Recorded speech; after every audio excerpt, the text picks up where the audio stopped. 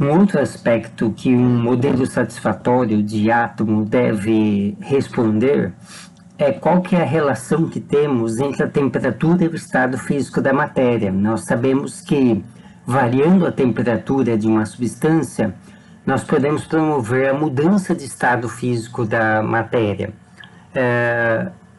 Um modelo atômico eficiente, ele deve, a nível microscópico, nos dizer o porquê isso acontece, né? O modelo de órbitas, como por exemplo o modelo de Bohr, o modelo de Sommerfeld com órbitas elípticas, ele não é capaz de nos dar um feedback a esse respeito.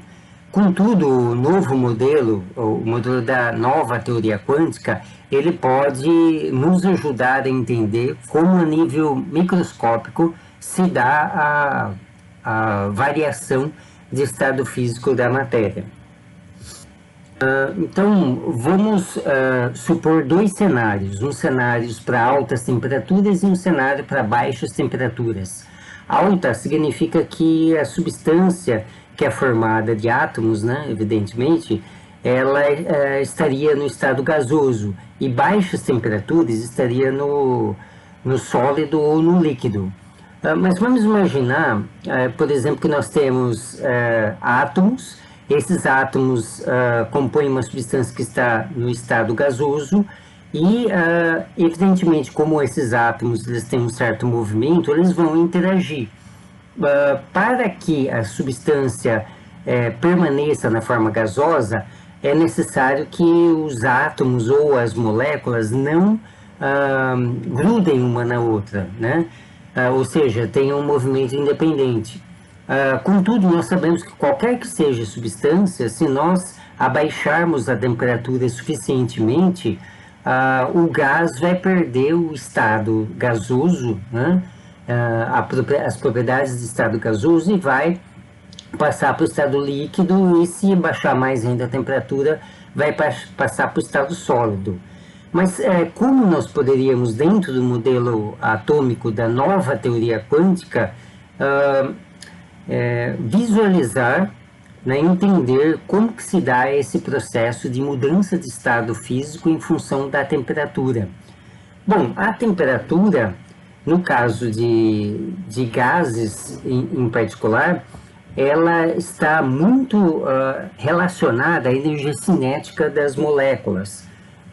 Ou se é um caso de um gás monoatômico, como o hélio, por exemplo, dos próprios átomos, a energia cinética dos próprios átomos. Então, nós temos, pela teoria de Boltzmann, uma relação entre a energia cinética das moléculas, né, e a temperatura na escala absoluta de um gás, né?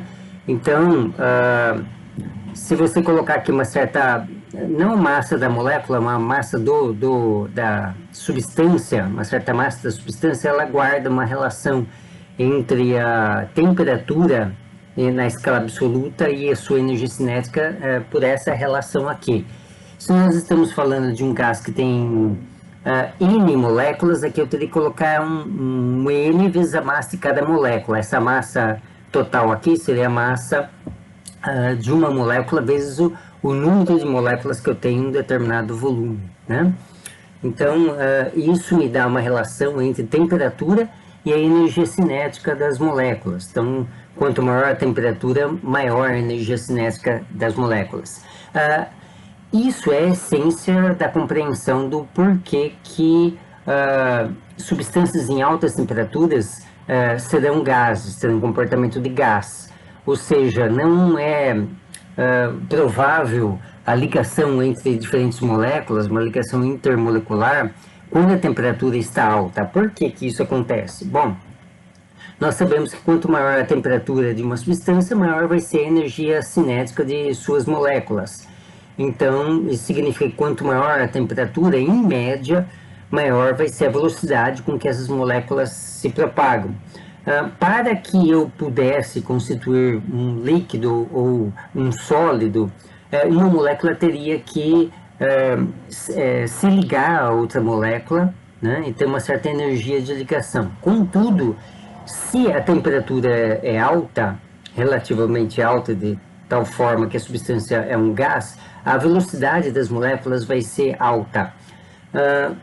Então vamos imaginar uma molécula vindo, ou se for um gás monatômico, um átomo vindo aqui.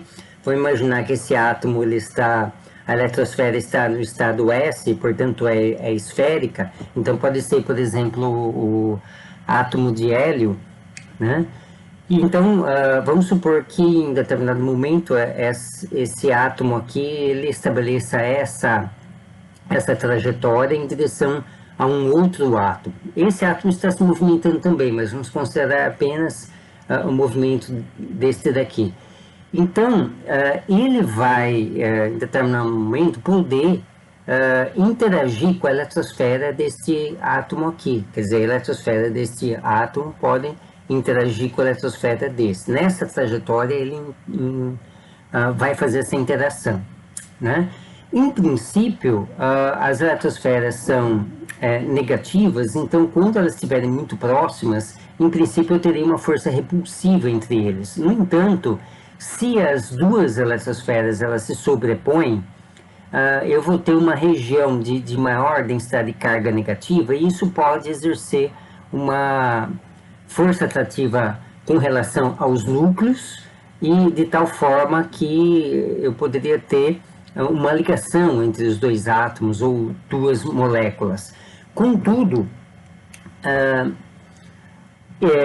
o fato de que se esse átomo vai se ligar a esse vai depender muito da velocidade que ele tem. Se ele tiver uma velocidade muito grande, uma energia cinética muito grande, mesmo que quando ele estiver muito próximo haja a atuação de uma força atrativa entre eles, mas a inércia faz com que, bom, ele pode diminuir a sua velocidade enquanto estiver nas proximidades do outro núcleo, mas se a sua energia cinética for suficientemente grande, essa diminuição não vai ser suficiente para permitir uma ligação entre os dois átomos, né? Então, se a sua velocidade é muito grande, a tendência dele vai ser, vamos dizer assim, se desviar, né, quando você tem interação entre as duas eletrosferas, né?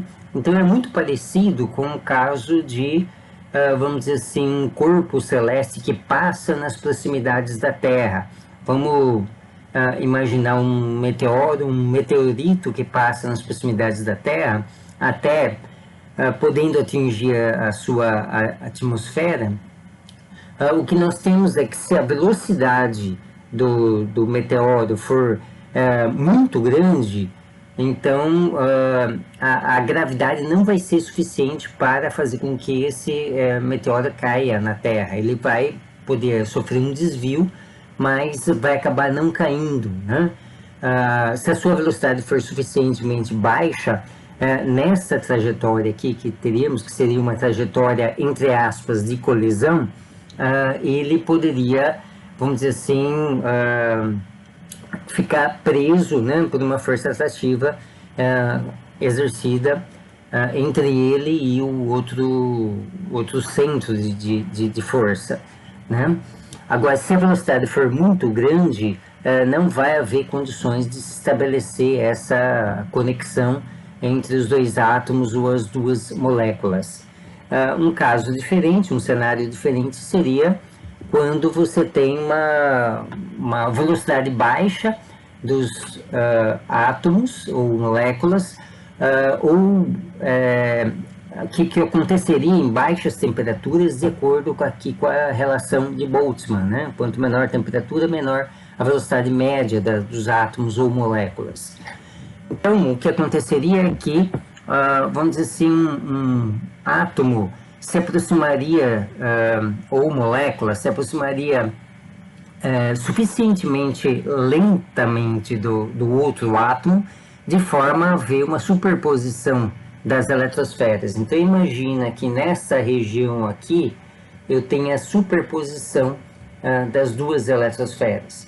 Então, se houver essa superposição das duas eletrosferas, a densidade de carga negativa nessa região intermediária vai ser maior do que a densidade de carga negativa nas demais partes da eletrosfera que não estão superpostas. Então, o que eu tenho? cada um dos núcleos, né, ele vai sentir que esse núcleo aqui, por exemplo, da direita, ele vai sentir que nessa região existe uma densidade de carga negativa maior do que nas outras direções. Então, isso quer dizer que ele vai ter uma força líquida, ele vai ser, vamos dizer assim, atraído por uma força líquida de natureza elétrica para a esquerda. E esse núcleo aqui também vai sentir, vamos dizer assim, essa região aqui com uma maior densidade de cargas, então ele vai ser atraído mais para cá, mais para a direita. Então, efetivamente, você teria uma atração entre os dois átomos ou as duas moléculas, né? E essa atração se daria sempre na direção da superposição das eletrosferas, que é onde teríamos, teoricamente, uma densidade de carga negativa maior. Então, os núcleos vão ser atraídos para onde houver maior densidade de carga negativa, né? Agora, isso só pode acontecer para temperaturas suficientemente baixas, de tal forma que a energia cinética dos átomos individualmente considerados, ou moléculas individualmente consideradas, é suficientemente baixa para permitir que essa superposição exista durante um tempo suficientemente longo, né? Se a temperatura for suficientemente alta, então vai acontecer esse cenário aqui, ou seja, até enquanto as duas eletrosferas estiverem superpostas nessa parte da trajetória, eu até teria uma força atrativa entre os dois átomos ou duas moléculas. Contudo, se a velocidade original do átomo ou molécula for suficientemente grande, essa força atrativa que vai ser exercida enquanto o outro átomo passar nessa região não vai ser suficientemente grande para o trabalho realizado aí, não vai ser suficientemente grande em relação à energia cinética que o outro átomo ou molécula tem. Então, ele não vai ser capturado.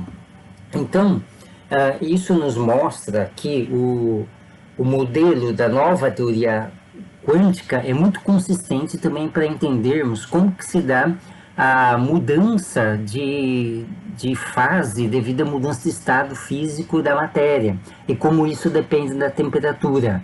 Então, vamos dizer assim que é um modelo bastante coerente com aquilo que nós observamos experimentalmente ou mesmo empiricamente do nosso dia a dia, e é mais uma prova de que o modelo de densidade e probabilidade, que é baseado na nova teoria quântica, tem muitas vantagens e explica um conjunto muito maior de fenômenos do que o modelo de órbitas elípticas, que é o modelo popular.